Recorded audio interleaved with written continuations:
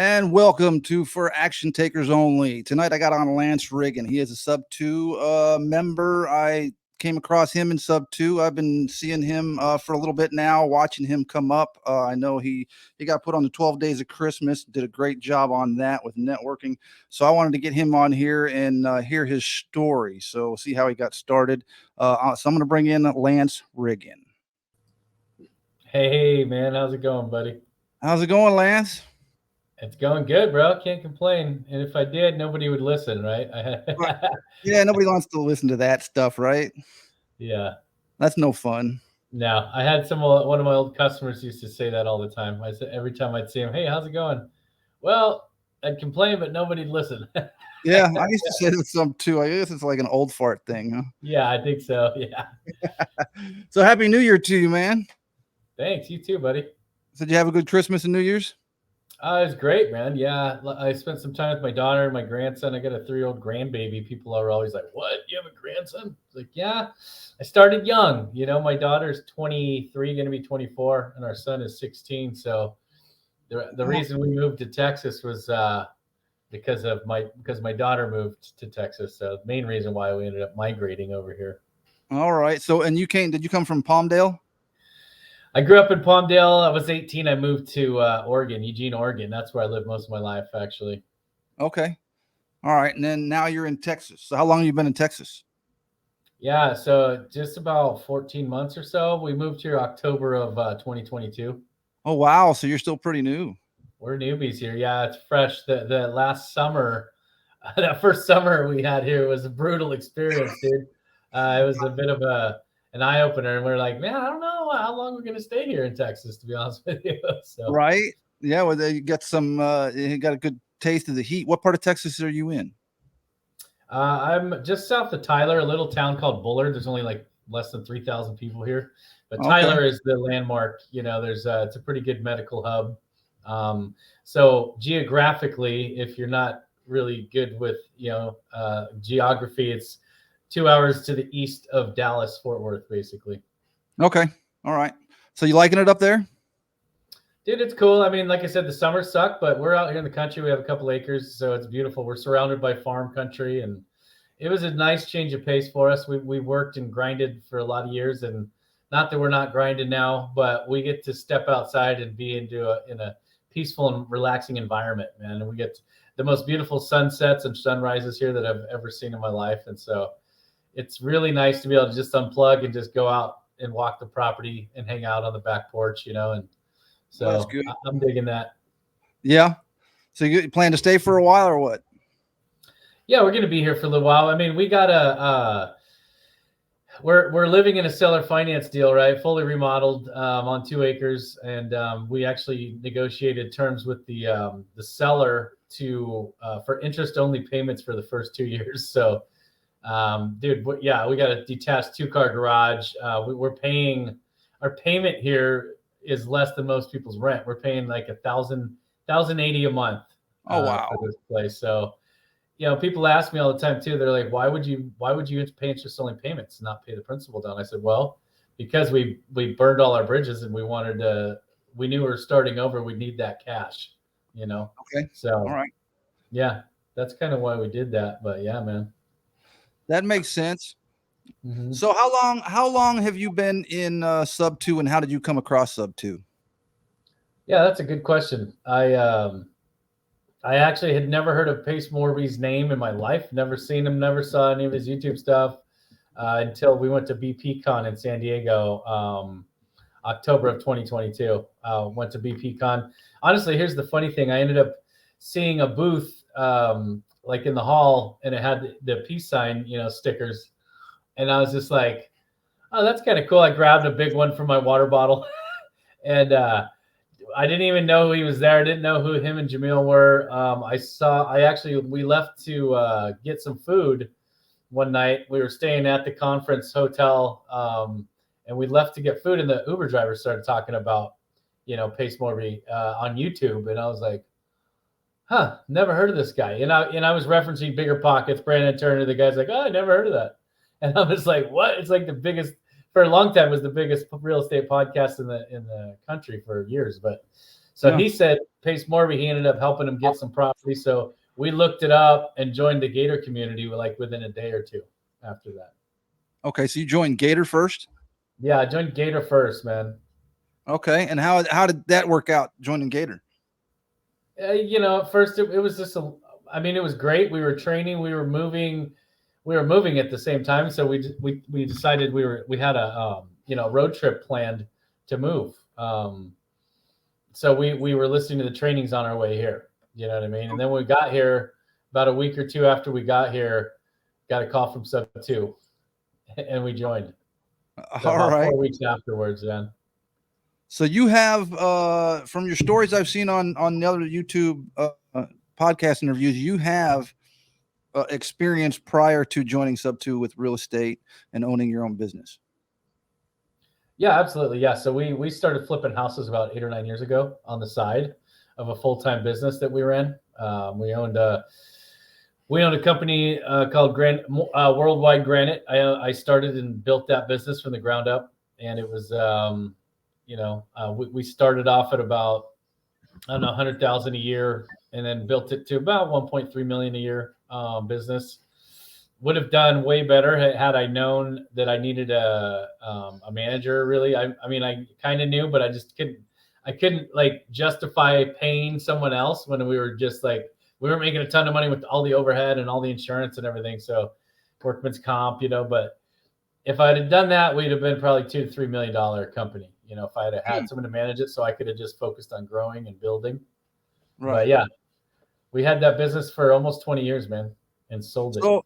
So why did you sell it? Well, what took you into real estate? You got sick of doing that business or what? So we started flipping houses on the side.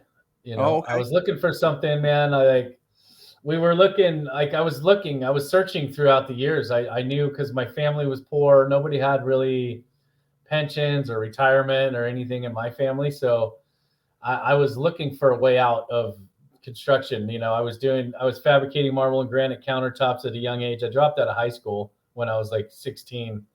And I went to work with my stepdad setting tile. And then within a couple of years, he started learning how to fabricate marble and granite by hand. And so I started learning that trade. So I didn't see a way out of that, and I was like, man, once I built the business, it wasn't really what I thought it was going to be, so I was just looking for something else. I did all kinds of multi-level marketing businesses along the way. I started a trucking company a couple of years ago that didn't do well at all. And we shut that down, but I've been always searching for the golden pony. So right. The unicorn. Turned out it was real estate, was the ticket, man. So got in, started flipping on your own. Who was your first mentor? Did you have a mentor you started with? So we joined Fortune Builders. Actually, it was our first mentorship, program. Okay. Dan Merrill started that whole thing. I saw Dan Merrill, I knew who he was because he was that hit A&E show, Flip This House, right? Yeah. One of the first flipping shows, on A&E. And so I knew who he was. But he actually started Fortune Builders, and then we joined that. We didn't do anything for 2 years, though. We did the training. It wasn't a community like Pace is built, so it was nothing anywhere close. There was kind of a community, but everybody was in 2.5 hours north in Portland, Oregon, and we were in Eugene. And so we really didn't have access to a team or a community, Mm-hmm. But we didn't do anything for 2 years, bro, because I was still building my granite and tile business. So we finally, it was about 2014 when I decided to pull the trigger and get after it. And I sat down with the owner of my shop. I was leasing a shop on one of the main strips in town. I had moved my shop 3 or 4 times over the years. This last one, Jack Huff, this old man that owned commercial real estate, and he was a commercial broker. So I knew he had money, and I sat down with him at my desk one day. I said, "Hey, Jack, I want to start flipping houses." And he goes, "Well, hey, Lance, it's a great time to do it."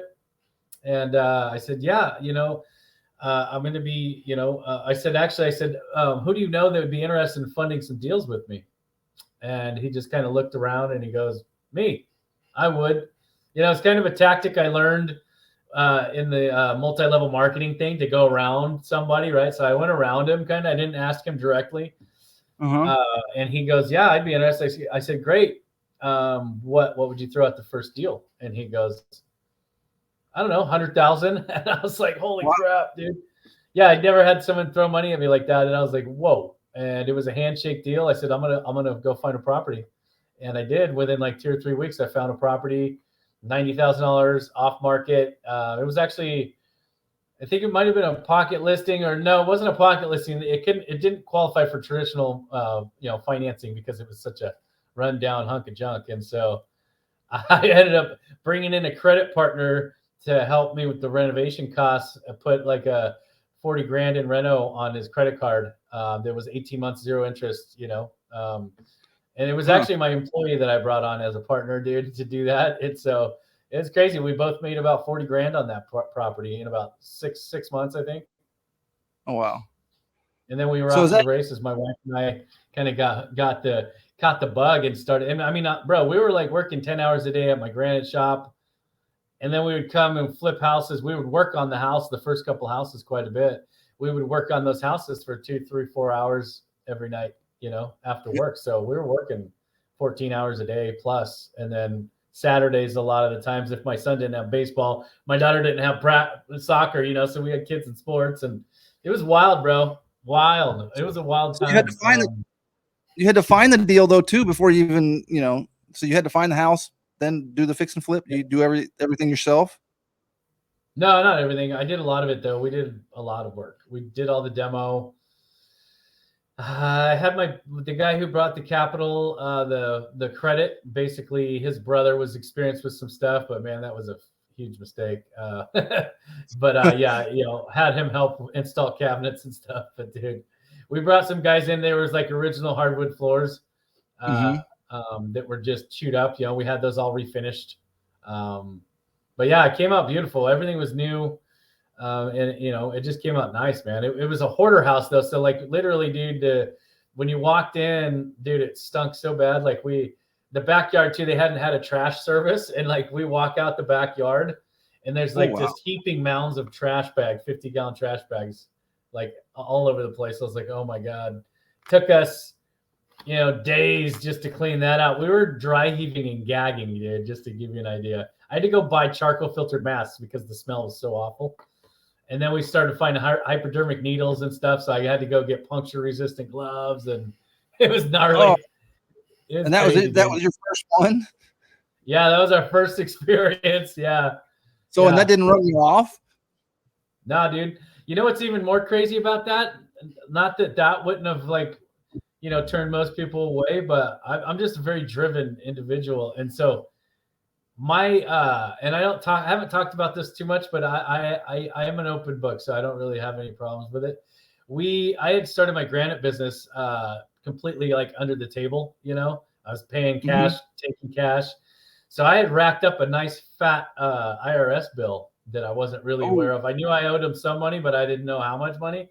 Well, guess what? When we were at the closing table, the IRS found out that we had extra money come in. They took my entire $40,000 paycheck from that deal. No shit. Yeah, dude. So I was broke again after that. And I was like, dude, that would have stopped most people from moving forward just because, all that work for nothing.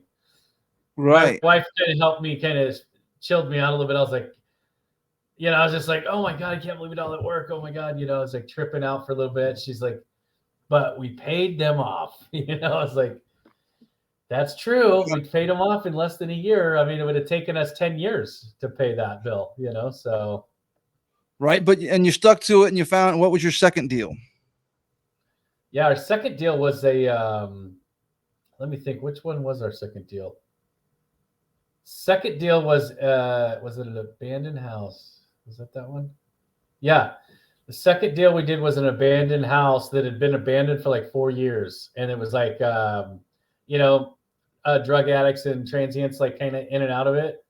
I found it from a wholesale company that they would auction off. It was a larger wholesale company, and they would like auction off, silent auction. They'd have investors come in, tour the property, and then they would do a silent auction basically, and the highest bidder would get the house. And so we ended up getting that place. You know, the whole backside was dry rotted. I mean, it was a total gut and remodel, interior, you know, gut and remodel, redesign. Actually, we opened up the floor plan. It was really closed off, you know, 60s house. We ended up opening up the wall in between the kitchen and the dining room and the living room, you know, to an open floor plan. Added a bathroom where they had this huge master. Well, it's just a huge bedroom, but there was no bathroom in it, so it wasn't technically a master. So we added a small bathroom in there with a shower and turned it into a 3-2. And before we got finished, like it came out beautiful, man. LVP flooring, quartz countertops, you know. But before we were finished, about a couple months before we were finished, we're getting, you know, starting to get things finished up. Whole thing got retextured and painted. But this guy down the road came in and he said, "Hey, man, I want this house." And they said, "Okay, cool, man. Well, we're going to be finished with it. You know, we're going to have it on the market." He's like, "No, I want it. I'll bring you a suitcase of cash, dude." And I was just like, "Okay, pal. Yeah, sure. You know, that sounds great. When I see the suitcase full of cash, I won't list it." But he was serious, dude. It's funny because that was like a super rare thing, but the dude actually showed up. Like we actually started talking to him and he kept coming back. And I was like, man, this guy might be for real. And sure enough, dude, paid our full asking price. And, you know, we got paid again. It was like, I think we made about 45,000 on that house. Oh, wow. So where were these houses at? Was this in, this is all in Oregon? Yeah. Eugene and Springfield, Oregon. Yeah. Okay. So that's a pretty expensive market up there, but it seems like, okay, you got in and started doing it. Really expensive. Like when we started, it was, you know, it was still going up, but you know, that was the cool thing. You didn't have to even know what you're doing. You didn't have to do a really good, you could just buy a house, hold it and sell it in 6-8 months, a year and make money because of the market was just on a steady incline that whole time. All right. So how many fix and flips have you done before, or would you say you've done before you joined SubTo?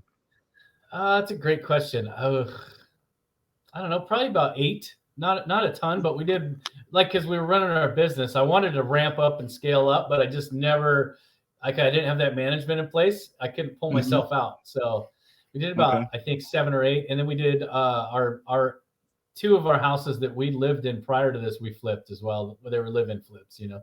So we cleaned them up, fixed them up while we lived in them, and then made a bunch of money on them. All right. The last one, though, was the biggest win. The last flip we did was a huge win, dude.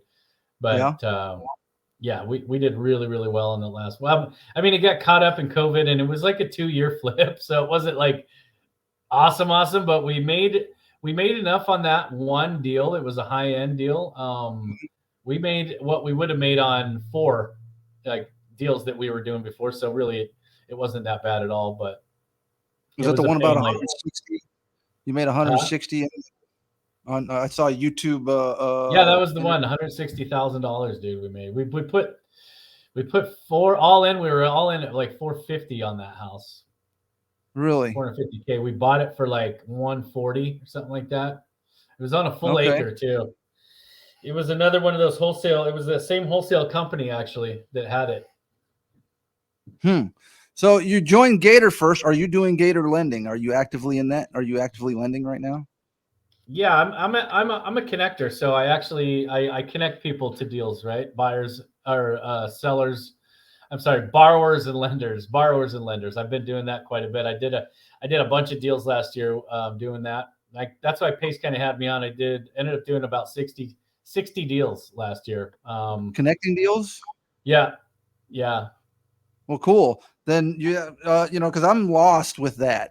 I consider myself somewhat a connector, but I'm like, I've been struggling with how do you get yourself, you know, I know you got a JV contracts, do the contracts, but it's like, how do you make money connecting? And how do you do it? Here's my concern. I got into one, someone was looking for a private money lender, found them, but then I come to find out it's like there's 5 connectors connecting to the private money lender. Bro, yeah, no, that doesn't work for me. I was like that. Yeah. Well, I took myself out of that one. It's like, I don't, that doesn't seem right. Having 5 connectors contract. That's what we call a daisy chain, right? I don't mess with those at all. I just walk away. If I can't get directly to the borrower, I'm not doing it just because too much can get convoluted and communicate it in between, dude. It's not worth it to me. All right. You know. So plus, like what you are said, that everybody wants a little piece of the pie, and it's just like by the time it gets to you, what are you gonna do? It's nothing. You know. Well, on this one, they wanted to jack up whatever they were borrowing just to cover every connector, and I'm like, this just doesn't seem fishy. No, it doesn't make sense to do that. Yeah, no, it doesn't seem. So no, yeah, so if another connector brings me a deal, I'm like, I need to be in direct. You can work out whatever you want with the borrower, but what I deal with them, everything's going to be completely separate from you. I'm not working with you. I need to be connected directly to the borrower. Period. There's no ifs, ands, or buts. Like that's it. Either that or I'm not interested at all. So. Okay, so if I brought you a seller, hey, I got a seller, I got the seller, got a house, I bring it to you, you say, okay, cool, I'll do the JV, but you got to be directly involved. Yeah. Yep. Okay. Yeah, cool. Exactly. Yeah, you know, and we do deals with newbies all the time, and I tell them, look, get me on the phone with them, get me and my wife on the phone with them. You call us in on a three-way if you want help closing a deal, and you mute yourself and just listen and learn. You know, learn how we negotiate and close deals. That's what we do. That's what we offer for newbies. You know what I mean? And then we can JV on it with them, or they can get an assignment fee, whatever. Just depends, you know. Just depends on how you work it out. Yeah. So if I brought you, I can call you up and say, hey man, I got this deal working. I found this, and could you close it for me? Yeah. I mean, you know, if they're willing to negotiate, and you know, it just depends on the seller. But yeah, absolutely, we do that. We do that all the time. All right. What would you say if someone like me was bringing you something? What are your requirements? So it just depends. Like we can help close deals. If it's a good deal, we're going to underwrite it. We're going to make sure and vet it, you know. And so if it vets and it looks good and there's a lot of meat on the bone, then yeah, we'll move forward. If it's not a good deal, you know, then we're going to pass on it. We're going to let them know, the newbie know, look, this isn't a good deal. I wouldn't waste my time with this, unless, you know, there's always negotiations. But if it's like they owe the bank X amount and the PITI is already more than what, you know, principal, interest, taxes, and insurance, if that's more or at the market level rents, then it doesn't make sense, you know, unless you have other exit strategies, which, you know, there's always options. But if it's just not a good deal and it's not a good area or rural, you know, we're going to probably say, look, you know, what do you want? You know, what do you want to do here? This isn't something we would do. And all we can do is give you our, you know, give the newbie our advice, and they do what they want, obviously. But we're willing to help, and you know, I just try and say, hey, here's my buy box. Here's where I'm looking. If you want to look in these areas and you want an assignment fee or you want to get in on a deal, this is where we're looking. But we don't have a problem closing deals wherever if it makes sense. It's got to make sense. Right. You don't want newbies going, hey man, I just talked to this person. They're willing to sell. Here's the address. Can you close it for me? Right. No. Yeah. Like I'll give you a referral fee if it's a good deal, but no. Exactly. Right. Yeah. Because they're not going to learn anything that way. No, but they also haven't found really anything out. You know, that's the thing too. Right. I get people all the time that hit me up. They're like, hey, here, I got this deal. Can you fund this? Or, hey, I got this deal. Are you interested? And I'm just like, where'd you get it? Oh, well, I got it from another wholesaler or another connector. Like you said, like the daisy chain stuff happens a lot. Or, oh, it was on Facebook. Somebody from Facebook sent it to me. I'm like, okay, cool. So what have you done to underwrite or vet the deal? Well, nothing. Well, I'm like, well, dude, I don't have time to just underwrite and vet something that's not even in my buy box. Like, if you want help with this, you have to put some skin in the game. Like, you need to learn how to underwrite, learn how to analyze, at least analyze a deal. You know, you don't have to be a really good underwriter. If you can analyze, once you learn how to do a napkin analyst and then, or a napkin analyzer, and then, you know, get a good idea of what looks good and what looks bad, you know, and check comps. I mean, it doesn't take a whole lot to be able to kind of. So how did you start learning the underwriting? Where did you start getting into that once you got into this? The cool thing is I can do some underwriting, but I'm not a good underwriter. I don't underwrite shit, actually. Oh, sorry. My wife does all the underwriting, dude. And yeah, I'm not an integrator at all, really. I don't like doing any of that. I can just take a look at something and analyze and run some quick comps, but I'm not doing the deep underwriting. You know what I mean? I'm Okay, so you just fortunate do it that my quick. wife is the integrator to my visionary, so I find the deals, I can make all the connections. I found all those deals in the Gator tribe last year. And then, we closed on 45 doors too last year, man. So we went from 0 doors to 45 doors in 1 year in Last being year. sub two. Yep. And I'll tell you how we So did that. We bought a yeah. mobile home park. The mobile home park had 42 doors. Okay, all right. But Where? still, So are you shopping here in Texas now? Or are you buying deals here yeah, in Texas? I like Okay. Texas, Dallas, Fort Worth, and Houston. Those are our 2 markets that we're focused on. But here's the funny thing: we squatted up, on a handful. We stopped 2 foreclosures last year. We did a wholesale deal, sub 2, so 2, 3, and then we bought a midterm rental, subject to, and then also a luxury short-term rental, subject to, with some partners in New Jersey that we just met a few months earlier. We helped them get some funds for a couple other deals, and they said, hey, we really like you guys, we want to squat up. They know short-term rentals, I don't. I'm not really interested in that asset class. They manage it, I raised the funds, now we get paid. You know what I mean? It's cool. And now we own this asset, $750,000 house in Baton Rouge, Louisiana. You know what I mean? It's Hell crazy. yeah. That's kind of how it works. Like, I'm not focused on those, but if something lands in my lap and it's cash flowing, I'm definitely gonna look at it. Right. So it helps to have a partner or somebody that can do some of the stuff. Like you said, your wife is your partner, and you said what? I also on the story you got what 25 years y'all have been partners together this year, right? Yeah, dude, 25 years this year, bro. Yeah. 25 Almost years. didn't make it. Almost didn't make it past the 20-year mark.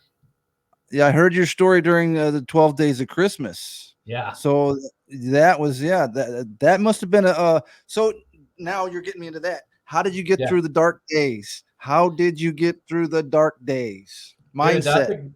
this is like stuff I love to talk about, because I want to help people. That's really my heart. Like, my wife and I were coming home from work one day. She said, hey, I got to talk to you and the kids. I said, okay. And, my daughter was, I think, about 18 at the time, and our son was like 14 or 13, something like that. But we get home. She's like, I got a letter I want to read. I get home, and my birthday was right around the corner, and I had the last 2 or 3 years had gone out to the Oregon coastline to go fishing for salmon for my birthday. And the travel trailer was, I pull up and I was like, what the, and we walk in. I asked her where it was. She's like, let's come inside. So we get inside. She reads us this letter, and I'm just like, all I'm thinking about is myself, my trailer, my trip. She's reading this letter. I'm only hearing bits and pieces of it because I'm like borderline just irate. I'm so pissed that I can't even really focus. And in her, I heard the few key words that I heard was, I don't feel like I know who I am as a person. I don't have an identity. I need some time away. I need 3 months away. And then that was basically all I heard. And she stopped and she started crying. And I was just like, just absorbed, like a freaking fool looking back. But she stood up and she asked me for a hug, man. And I said, no, I don't want a hug. And I let her walk out, and she was gone. Dude, that was it. And there was no notice, no nothing, man. I had no clue it was coming. We'd been together for 20 years at the time. And so she took off, man. And I immediately was like, oh my God, what the hell just happened? Like, I was tripping, man. I ended up going on my fishing trip, which was probably stupid. I don't know why I did it. But here's something really dumb. I saw a travel trailer. It was like 2019. It was only 1 year old. I kept seeing it on the coast driving back for work and stuff. And I went and bought that dude's trailer. I took it over basically subject to his trailer before I knew what it was. I took his trailer over, the payments over, because I told him I didn't want to, I was trying to refinance my truck, and I didn't want to or we were going to sell our house, something. I can't remember what it was. We were going to refinance or something. I said, I don't want to get another loan yet. He goes, that's fine. Just take over the payments. And then when you're ready, you can transfer it to your name. So I bought this brand new trailer, take it out there, like a dumbass. Well, I couldn't stop hitting her up, and I'm tripping out. I can't focus on anything. and I'm texting her, and she ends up coming out to the trailer, and I'm like, oh, cool, she's going to come out. We're going to, everything's going to be good. No, that was not it at all. And my buddy knew, and he hauled ass out there and told me, like, bro, I don't think that's what's going to happen, dude. And I was like, dude, like, what do you mean, man? And he goes, nah, man, like, it's not going down like that. And so she shows up, sits across from me, like, just stone cold. And my wife, I got to just kind of let you know about my wife. She's an amazing human being. She's always been super soft, warm, loving, caring, empathetic, sympathetic. She's just always been there for me and my kids, always been loving and caring, and just like everybody loves her. And so she comes into this trailer and she looks at me stone cold, and I'm like trying to hug her and stuff. She's like, just stands there. And I was like, oh. And so she sat next to me on the little couch, and she's just like, I'm not coming home. Oh. And I was like, whoa, my heart just completely sank. And I freaking just like freaked out inside, man, totally freaked out. And she ended up leaving. And that's when it really hit me, dude, like what was going on. And I just like broke down, and bawled like a baby for quite a while. But I started journaling, man. After that, I started journaling. I got into some audiobooks. I was looking for some things. So I'm a believer, and I believe that God was showing me some things, so, and I don't discriminate. I don't care what people's belief systems are, but for me, it's God. It can be the universe to you or whatever, but I know God was showing me some things, and I started seeing some things that were ugly in me and that I needed to correct, because here's the thing. She didn't yell at me. She didn't call me names. She didn't tell me I was a piece of shit. None of that happened. And it wasn't like a typical, like where, it's just like a big blowout or anything. That never happened. So y'all did fight all the time? Did y'all fight all the time before that? No. So there's no warning. No, dude, none. No, I was just, I was just an asshole. I considered about 90% I was good, but that 10% I was a real prick, and short-tempered, just a jerk, stuff. I was carrying baggage from my parents, my stepdad. My dad wasn't around. My stepdad was a real jerk, and I had been carrying some of that on, and I'd been fighting it for years, trying to break those chains, man. But it would creep back up on me, and I kind of lost focus. I was so into the flipping and into my business that I just kind of lost sight of my why, which was spending more time with my wife and kids. And I just kind of, over the last 2 to 3 years prior, I started seeing this stuff really clearly because I had all this time alone, and I'm like journaling, and I'm like, just basically counseling, and like it was medicating myself, basically, just page after page. And I would just write. I would talk to her. I would be talking to, asking God why, and I just all this stuff, man.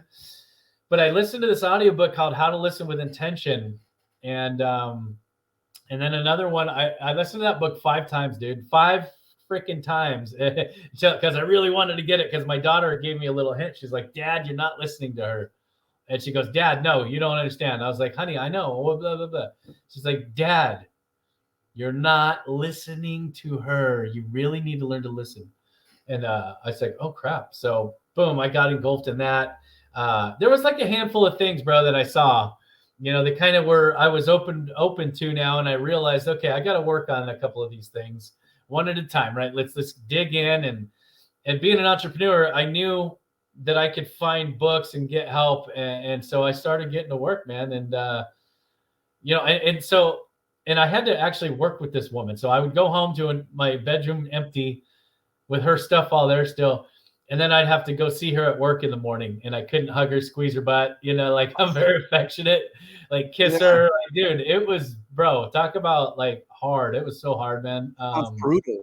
Yeah. Oh God, it was the hardest thing I've ever done in my life, dude. I didn't know if she was going to come back. So like before I went on my journey, I reached out to 2 really close friends that I'd gone to church with for a lot of years. And one of them really, really resonated with me. He said, look, Lance, I'm going to tell you some things you're not going to want to hear, but I love you, and you need to hear this. And I said, oh boy, okay, hit me with it. And he goes, 1, you can't put a timeline on it. Like she said 3 months, dude, and this was right before actually she said she wasn't coming home, and he's like, it could be 6 months, could be a year. You just don't know, man. You can't expect that she'll be back at any certain time. She needs to figure some stuff out. And two, you got to give her you have to give her space. You have to let her figure this out on her own. You cannot keep bugging her and stuff. And I was like, damn. But I knew he was right because it felt right. I felt it in my heart. And early on, I was like, look, if I don't feel this resonating in my heart, then I'm not going to listen to this advice, and that was the advice that made the most sense. So bro, I just had to give her space. I learned how to give her space, and then I learned how to hold space, right? That's a term I never knew anything about before. Holding space, like meaning, what that means is that you're just there to listen and just be there for her. Like that was something I didn't understand. I always was the guy. Most guys too have the same problem. I have the solution, the answer. I can fix this. I want to fix it. I want to be the handyman, right? I'm going to fix everything for you. Mm-hmm. Women don't want that most of the time, bro. They just want you to listen, dude. So that was a huge learning curve for me, man. And I still struggle with it, but I catch myself now and I'm just like, oh, listen, just shut your mouth and listen. And so, but dude, after about 5 months, 5.5 months, probably about 4 months in, she started talking with me at the shop. We started having conversations. We started having like longer and longer conversations at the end of the day after everyone left. And then I started asking her to come over for dinner. She turned me down a couple times. And then she finally decided to come over for dinner. I cooked her dinner one night. And then I cooked her dinner again. Then she started coming over to hang out with the house a little bit. And it just started progressing a little bit. And then one day we were driving to go watch the sunset. And she asked me if I wanted to put my hand on her thigh because she has really nice thighs, right? And I was like, oh, I was so excited like a little kid. And I was like, oh my God. So that was like one of the first signs. I was like, oh boy, this is awesome. So, but man, it was, I basically, I totally changed, like at the core, I still have my core values, that didn't change, but some of the things I was doing, the way I was acting, immature and childish and the anger and all that stuff went away, man. I made some corrections and I was able to learn how to be the best version of myself, and that's what I strive for every day is learning to be the best version of me that I can be for myself first and for my family and then for my friends and my business associates and everybody else, so. All right. So what kind of things help you to achieve that? What do you do to keep that mindset? What are some of your routines, I guess? It's not easy. So first and foremost, you have to be willing to do the work, man. That's the hardest part for most people. Like when I was getting into those dark areas of my life, bro, that sucked. It sucked. I heard you said something about battling drinking when that was starting up too. Did you? Okay, so you were having some dark days and battling some real stuff. Oh yeah, dude. I was battling some demons, bro. I could have easily fell off the wagon and or not fell off. I'd never been an alcoholic, but I could have easily just been a lush, and I was drinking, evenings almost every night in the evening. Okay. Like I wasn't drunk every day, but you know what I mean? Like I was going through bottles. I had a bunch of half gallons of whiskey sitting out the side of my house, I was like, damn. I didn't realize till I saw it. I was like, dude, but I was trying to just kind of ease the pain, dull the pain a little bit, however I could, man. But during the day, I was doing everything else. I was working on my house, just trying to keep my head out of it. But there were a lot of times where I had to get into that pain, but I just didn't want it all the time. So I've always been pretty strong mentally, you know what I mean? So I really had to focus on digging into those dark areas of my life. So I knew that I had to dig in, and I would journal, and then I would read to help okay. Figure some things out, and then apply those principles and concepts that those things that I was reading about. I would apply it to my life every day, and that's the only way you really learn. You have to put it into action. It's like just like in our community, it's like you can learn everything that PACE does, but if you don't take action and apply those trainings, then they're worthless. You know what I mean? Right. So have to like reading. I'm an avid reader, bro. Podcast reading. Look into books. If in areas that you're struggling, find a podcast in that area that you're struggling. Talk to your friends. Find out if anyone's overcome some of those similar things. And that's really what you have to do. You just have to work, you have to put in the work, man. Avid reader. What 2 books or did you have any books that you were going through at the time of all this stuff with your wife? Yeah. So How to Listen with Intention is a really Yeah, powerful one, dude.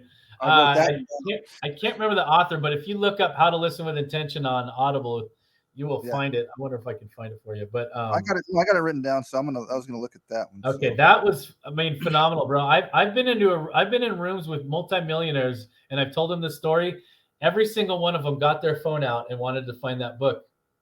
Like, if that doesn't tell you something, and then I well, yeah. started realizing I really need to get this message out and share how I was able to overcome some of this darkness and some of these things that almost destroyed my marriage, and share it with the world. Because if when that was really what the moment that it happened, when I was in this room with these guys in Go Abundance, right? Brandon Turner, it's like a high level accountability group, you know, Go Abundance. That book Tribe of Millionaires is actually based, that's what Go Abundance is based off of. That's a really Okay. good book too, man. But it's these guys are all multimillionaires, have sold businesses, own tons of real estate. And I have a friend, a mentor of mine, who, you know, is a really high earner real estate investor in Oregon. But I got into this group and I was telling this story, and these guys huddled around me, bro, and they're like, "Wow, I feel like I need that book." And I was like, "Dude, what?"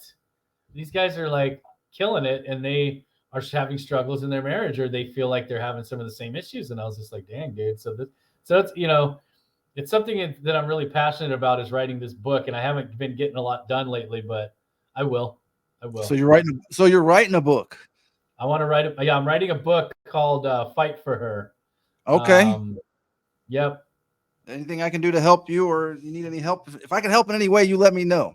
I appreciate it, man. But the other No book I problem. wanted to tell you too, before I get too sidetracked, Mm-hmm. is The Power of Now The by power of now. Eckhart Tolle. Really good Okay. book, dude. That book changed my life in and of itself, because it helped teach me that I can enjoy the moment in a journey. Like I said, I was so focused on the future, visionary mindset, like just out there. Every day was a challenge. Every day was just another hurdle. And I didn't know how to enjoy life, you know? Right. Well, So, you were saying, you've been saying you had anger issues. oh yeah. Yeah. Yeah. So can you tell me about that? Because I'm finding, you know, in my struggle, I'm finding that I'm running across these things. I'm Yeah. finding I'm And getting. these things are tough to talk about for people, man. But you know, it's important that we talk about this stuff, especially as men, because mostly men are dealing with anger. You know, there's women too, but we have Mm-hmm. these inherent, you know, I basically kind of learned that I could get my anger out in different ways, and like where it needs to be, or you know, my aggression out, not like have to yell and scream at people, but focusing that in the right direction, like in the right areas of my life, not with my wife and my kids, you know. Yeah. It was a process, man, but it was just like a day by day. I like, there's not any magic one thing, you know. It was just all these different things combined. The Power of Now, though, that book, if you're in the right headspace for it and you're ready to make a change, that book, it really kind of did it for me. It talks about the conscious and the subconscious mind, and how the subconscious mind is pre-programmed from your life experiences, and you can just go on autopilot, and it'll just take over. It can destroy your life, you know, if you're just on autopilot with everything that your dad did to you or your parents did, you know what I mean? Like stuff that you went through as a kid. If you're on autopilot with that, you're going to be drug addict, alcoholic, you're going to be abusive, you know? So Well, that's learning to kind of the road I control went down. that, you have to learn to control that. You can control your mind. It's a huge shift in the mindset, you know? Once I Right. And really understood that I have the power to control that, and learning how to do that, you know, through that book it was powerful. I catch myself now. I'm like, oh, you know, just the other day, just yesterday, I said something stupid, and I was like, oh, whoops, you know. But dude, but I'm such a good guy now. Like, she doesn't, that stuff. She's like, hey, you know what? It doesn't bother me like it used to at all. And I was like, really? And she goes, yeah, like, you're so good to me. You do so much. You know, you're always listening. You're always there. Like, every now and then, if stuff happens, it's not a big deal. I was like, I know, but I just want to make sure it doesn't, you know, you know. How long ago did all this happen? How long ago was all this going on? It was at the end of October 2020 is when it went down. So I ended up winning Oh, her heart back, And she came back to me about 6 months afterwards, and she put her ring back on. So it took 6 months, man. 6 months of fighting. And that's the thing. I never let go, and I always fought for her, and I kept pursuing her at a distance. You know, it was like I was at a distance. I was just so loving and so kind to her that she couldn't be mad at me, you know, because here's what I found out. Like after we started really talking, after we got back together, you know, some stuff was coming out, and we had to really get down to the nitty gritty and down into the root of everything. And she told me she was completely done with me day one. She had never had any intentions of coming back. Wow. Yeah. Isn't that crazy? Yeah. Well, I mean, that's when they make up their mind. That's what, you know, sometimes yeah. But yeah, I'm here to tell you, most of my friends our age, my age, they were like, oh, you know, if my wife did that, I'd throw her where she could shove it. And I'm like, well, after a long period. Yeah, no, well, you had a lot invested. I mean, you have time invested, so that's not something you can walk away from. Yeah, bro. I gotta ask you, how old are you? I'm sorry, what was that? I gotta ask you, how old are you? Yeah, how do you think I am? I don't know. I think you're close to my age, maybe younger though. I know. If I didn't tell you I had a grandkid and everything, I get people that no one ever knows how old I am. I'm 46 years old, dude. 46. Okay, yeah, you're close to me. I'm a little bit older, but yeah, I figured you're a little bit younger. Yeah. Yeah, badass. I get 35 all the time. I'm like, oh, bless you. Right? Isn't that so? I love it when they do that, because nobody can guess my age either, and they always come back younger, and I'm like, you know, I love you. Yeah, right. So, yeah, but bro, I'll tell you what we did. This whole thing like changed our lives. I changed a little bit. I was digging into more nature. I was driven to nature. I was just like, there was like, life is kind of cyclical, right? We go through these changes every so often, every few years. And if you're not willing to grow and change and like work with your partner, that's really what it is people grow apart. You know, if that love isn't strong enough that you're willing to make some changes and sacrifices for your partner, then it's not going to work out. You know, it's going to be, or someone's going to be miserable. But we decided we wanted to get away. So we sold our business. We sold our last flip at the coast. We finished fixing up our primary. We took 6 months off, dude. 6 months just to recalibrate, just really dig in, get to know each other. We traveled. We binge watched Netflix. We were lazy bums. We put on weight. But dude, we joined VPCon, moved halfway across the country, sold everything we owned, just start a whole new life. And now we get to work from home. I get to pour into the community. I get to help people out every day. And all this deal flow is coming to me, man. And it's just been an incredible experience, dude. I can't speak highly enough about Pace. You know, Pace Morby, the crew, Mike SubTo and Gator, both amazing communities, dude. Like our lives are completely changed. We work from home. We get to play with our dog, you know. I have a plaque that hangs up that says, and so they built a life that they, so together they built a life that they love, you know? So I got to ask, how did you get into the 12 days of Christmas? How did he get you in on that one? Dude, good question. Well, I was, he had heard somewhere that I'd done like 50 Gator deals a couple months ago. And I was like, yeah. And then like, all I could think is that, you know, he was talking to some people that know me that I've been talking to, maybe Wes Grant, or I don't know. Yeah, I have no idea really how it started, but I do know, I know a lot of the people in the community. I think a lot of it was some of the admins were like, hey, this guy's really always just pouring in, never asks for anything. That's really what he said. He's like, you know, that's what I keep hearing. This guy is just pouring into the community, offering advice, offering for help, and you never see him asking for anything in return, you know? That's kind of what caught his attention, I think. But he had me on Gator 3.0, the launch training one day. Yeah. I got a phone call like an hour beforehand, and I was like, what? Are you kidding me? I about crapped myself, dude. And then it was the 12 days. Then I did another training with Carly and one of the admins. And then what else? And then there was just like, I don't know, all these things just started happening, dude. It was really cool, man. Cool. So what are your goals with 2024? What do you got planned? What's going on? Are you got any other trainings coming out? I'm looking at starting my own podcast, separate from the Creative Collective. Just because I have some things I want to do. I want to bring my wife in, like, you know, on it every now and then. So that's something I'm interested in. But we're launching a TC company, a top tier TC business. We already have 2 top tier TCs who want to work with us. We've been ironing out details. I got a landing page on my website already. And then we've got a Trello board all built out, CRM all ready to go. So that's one of the big things. Co-living is another one, though. I'm really getting into co-living. I've got my first one that we're working on getting bids for right now with another partner that I didn't have to pay for. I didn't buy it or anything. I'm just going to help raise funds for the renovations and the holding costs.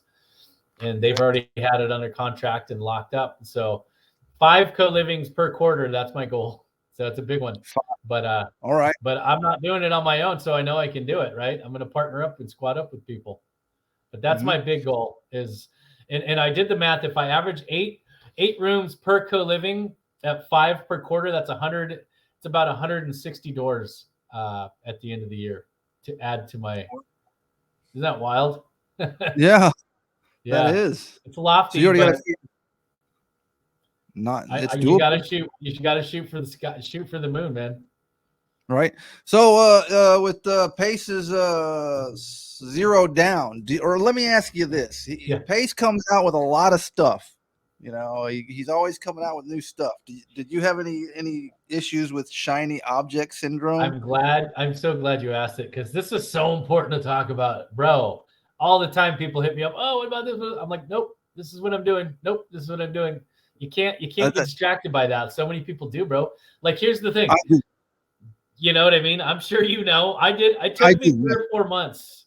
I was doing the same thing, and I was like, ooh, land contracts, ooh, wholesaling, ooh, midterm, short term, blah, blah, blah, blah, blah, blah, all this stuff.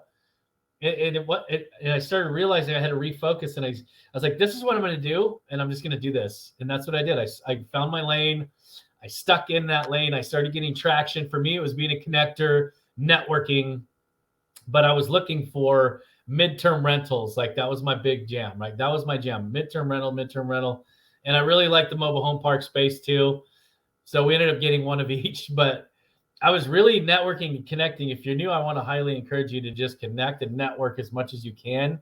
Get a buy box, figure out what you're like, just midterm, just short term, one thing, get really good at it for 6, 7, 8 months before you move into something else. Because otherwise you've got all these things going at once and you're not getting traction in any one of them.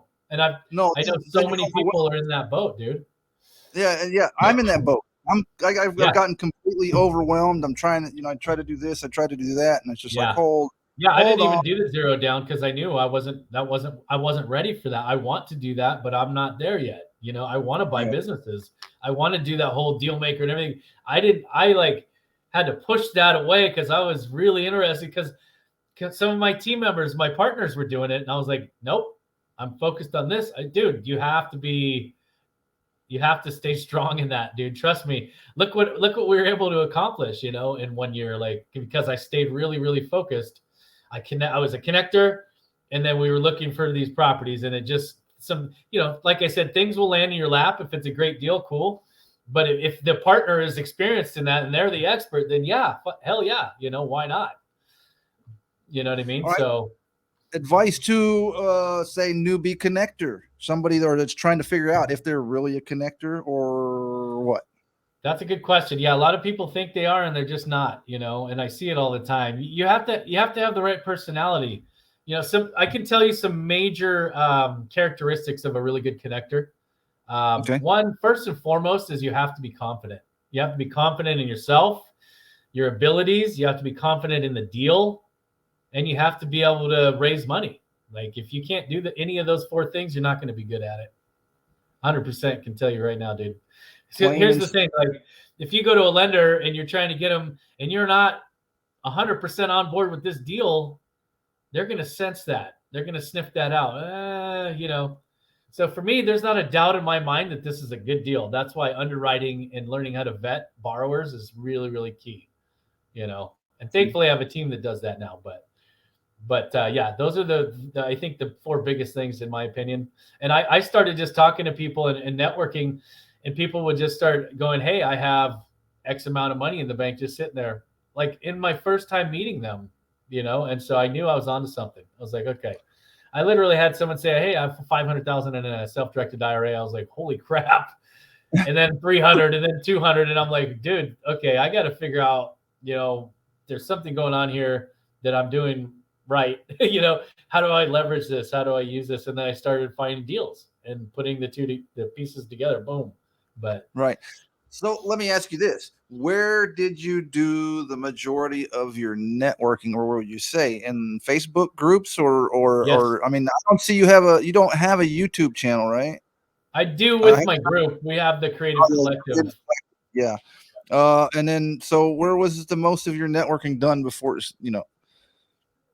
Facebook, man. So here's the thing. I was gonna do YouTube and Instagram and everything else, and now you Mhm. can link a lot of them together now. But what I focused on was Facebook, because SubTo is in Facebook. Right. Gator Community's on Facebook. There's a lot of most of the people that have money. Guess what? They're not Instagram, YouTube. Like they're older. You know what I They're mean? Facebook, yeah. And they're on Facebook. So think about it. My kids, the youngsters are hardly on Facebook at all. They're Instagram, Snapchat, but yeah, so I just branded, and that's a huge part of it too, is really networking, is branding on social media. I talk about that a lot. Yeah. Branding yourself is so big, so big. And I started learning from JJ Zizian, in our group in SubTo, man. He's the guy who basically got my wheels spinning. And I was like, damn. But then Pace kept saying, you gotta brand, you gotta use, social media. You got to do it. He's like, you are Build gonna your grow so much presence. faster. Yeah, dude. So Build now your guess presence. what happens? Yeah, now people want to get a hold of me. They feel like they already know me because they've been creeping on my Facebook profile, Instagram, Like me. whatever. Yeah, I got all these reels. Exactly, dude. I got all these reels, these stories, my whole family. My life is on there. Like if you go to my Facebook page, you're going to learn about Lance. You know what I mean? Like everything I do is on that platform. And that's why people feel like they can trust me, because they feel like they know me. I've built rapport before I've even met them. I've already built that rapport. You know what I mean? So, and that's why I share my wins too, because it's important to see, hey, I got in when this guy got in. Holy crap, look what he's doing. You know what I mean? It's so huge to share the wins with people, with the community, with on Facebook. So, and it's not to boast or brag, it's to give people, encouragement. Like if this high school dropout can do this, you can do this too. Like guarantee you, you know what I mean? So that's why I Right. talk about being a dropout so much, is because I want to give people hope. Well, and exactly, it does, because I mean, when I heard your Yeah. story on 12 Days of Christmas with your wife, and that was very inspiring, because I mean, going through something like that, trying to Yeah. run a business, I could only imagine the hell internal, struggle that you're probably going through. It's just like, man, me, who knows? Shit, I would, that's encouraging. That helps to push people through. I go to Houston Power Hour because I need a weekly recharge from people. This Right. is stressful. This stuff is stressful. It is. Yeah, So dude. Right. and yeah, I searched you out because of your stories. I heard your stories, and you are very prominent. And yeah, I have seen that you're always giving and offering advice and offering information. So that's why I searched you out. But your 12 Days of Christmas story really got me. It's like, oh, I got to talk to him. So I Love it, wanted to bro. hear that. Thank you. I appreciate So, that, man. no, it's you have been inspiring to me, because I have been on that struggle. I'm going through some of the things you're talking about, and Pace is pissing me off, always throwing this stuff at me, and because he's giving me stuff. Right. Hey, stop it, Yeah, man. dude. Right. You Oh, know, dude, it's so hard. There are so many people that think they have to jump on everything that comes out. They don't understand I that. was thinking that. I was like, oh, I got to do this, I got to do that, I got to, it's like, man, I got to do these homeworks and this, and I started really Yeah. overwhelming myself. No, and I love to zero down, and I do plan on doing it, but I have to make money, like Right. first. Mm-hmm. So once I get my cash flow and my goals, that I have for myself stabilized, then I'll move on to something else. Once that system's in place, the processes are in place. I know, because I've done businesses the wrong way, and it doesn't pan out, dude. This is a business. Like, you can't, if you treat this like a business, it will pay you like a business. If you treat it like a hobby, you're going to get paid like a hobby, Right. onesie, twosies. That's why it's so important to squat up, dude, partner up with people, man, because you don't have to know everything. You just got to know the person that does. Right. That's All right. the So golden nugget. tell me about Texas B&H. I see your new page there. What's going on Yeah. with that? Texas B&H, the which one? Where is that? I saw the Facebook. Texas B&H is that I only had B&H.com. to do that so I could link my CRM up to all my socials because I'm going to start doing automated posting. It wouldn't let Oh, me. okay. I don't know. You had to have a business page. Like it wouldn't let me do it to my regular page. It's so stupid. So that's like a ghost page basically. But Okay, yeah, that is our one of our LLCs here. Texas Buy and Hold'em was the name. right. Buy The and name hold of them. our LLC that we created. You like that? Yeah, definitely. I We wanted came something across really one. cool. So I was like, hey, it looked like you just started it. So how long ago did you start that one? Because I have no likes and no followers or anything. So My CRM, my systems guy started it. He just did it while we were while he was teaching me some stuff on my CRM. But okay, he's so you like, got we someone couldn't helping you. get, we just couldn't. We spent an hour trying to get the pages linked, and then nothing would work. And he's the super techie dude, and he knows all the tricks, and he builds CRMs for a living. And he's like trying to do all. He's like, man, I can't. We have to build a business profile. I was like, that's fine. I'm not gonna ever do anything on it because let me give another gold nugget, bro. All right. Pace says the same thing. Don't start new pages. Don't do that because you're not going to be able to keep up. One page for everything. Right. One page. Right. Your personal page is your business page, is your pro, you know what I mean?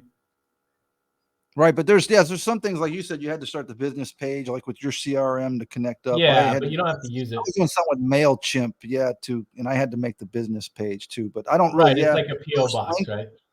Yeah, I just linked them. I decided, okay, everything I post on my personal will just get posted on the business, so they're right hand in hand. But yeah, Yeah, you're right. I mean that's the thing. I've done it, dude. I did it. I had like 3 different pages. I had my granite page. I had my fix and flip page, and my personal page, dude. There was always two always suffered. One was always getting attention, right? So I was like, screw this. I shut those down just actually about 5 or 6 months ago because I knew pace was right because I saw my followers just growing. I'm just almost to 6,000 followers on Facebook now. Yeah. Started off last year with like 1,500 friends, so they convert your friends into followers when you start that professional page. Right. I just started mine, but I just noticed how that's been growing here just this last few months. So it's pretty amazing. That's cool, man. Pretty amazing. So we're at an hour, man. I really appreciate your time. And what do you give? What advice to give heading out? I would say if we're talking to newbies, like I always want to address newbies because that's mostly who's watching this stuff is new investors. So I would say to you to work on your mindset. Start reading books about mindset. The Power of Now is really, really good, but books like Think and Grow Rich, Rich Dad Poor Dad, those are the books really that are going to help you with that and help you make that shift in your mind. Mindset is, in my opinion, we just had LaMichael Curry on our podcast the other night. He was talking about the same thing. It's 90% mindset, 10%, no knowledge. So mindset is key, guys. Got to get that mindset shift. 100% has to happen, or you're going to just keep talking yourself out of everything. And you're going to overthink everything. I can guarantee you. So that's the biggest thing for me, bro. Cool. And I'll tell you that from experience. Listen to Lance. I'll tell you from my experience. I've been doing it and I've been having shiny object and I'm mad at Pace for throwing all this stuff at me and confusing me. Right. I love I've come across this community. I've grown to love it. I've met some awesome people here in Houston that are go-givers. I hear in your story just inspired the shit out of me. So I see you're a go-giver, and man, thank you so much, and thank you for being a part of the community. And thank you. I thank Pace a lot too. I sent him some things saying thanks. I appreciate that, man. Thanks for having me on. Thank you for what you're doing. You're pouring into the community as well, bro. This is what we need to do to help more people, really. I'm just trying to network. Yeah, exactly. I'm just trying to get out there, get known, and if I can help in any way, if you start a podcast and you need any help, man, give me a shout. I'm here. I'm right in Houston. I'm not too far away from you. So and my daughter lives in Katy. So. That's where I'm at. Yeah. Oh, dude, no way. Bro, Yeah. so Damon Ponder's in Houston as well, you know. Oh yeah. Damon Ponder. Okay. Dude he's my partner on our podcast, dude. He's sharp. He owns like over 100 doors. He's really. He's actually him and I are looking at getting some co-living together this year. Oh, cool. Well, But you need to look him up, dude. Yes, he's also so he's a unicorn agent there too, bro. So. Oh really? Okay. Yeah. All right, writing it down. But yeah, thanks for everything, bro. Thanks for having me on. I appreciate it, man. Man, I appreciate you. And then if you're in Houston, man, give me a shout. We have to hang out. And I'll buy you a beer. Yeah. Yeah. Also, are you going to Squad Up or any conferences this year? I'm hoping Squad Up in Florida. I don't think I'm gonna get to make. I still have a W-2, so it doesn't. What about Aspire? You should go to. How about Aspire in Dallas, man? We'll look.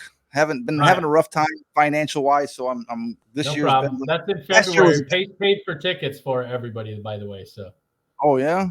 The tickets are free, bro. For SubTo. Aspire. It's in Dallas in February, like 8th, I think. February 8th. Okay, I have to look at that.